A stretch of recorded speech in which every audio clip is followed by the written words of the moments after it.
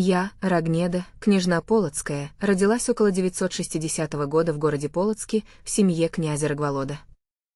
О моем отце известно, что он пришел из-за моря и правил Полоцком, что говорит о варяжском происхождении нашей династии.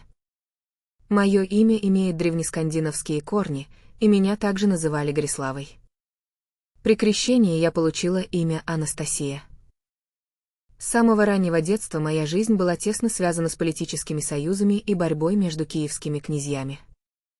Меня назначили невестой Ярополка Святославича, однако я отвергла его брата Владимира, князя Новгородского, назвав его Рабичичем сыном наложницы, и отказалась выходить за него замуж. Этот отказ вверг наш род в войну с Владимиром. В 978 году Владимир взял Полоцк силой, и по совету своего дяди он публично оскорбил меня, убив при этом отца и братьев. Меня насильно взяли в жены, после чего я была переселена в родные земли, на берегу реки Лыбедь у Киева, где родилась моя дочь Предслава. Место, где мы жили, ныне часть Голосеевского района Киева.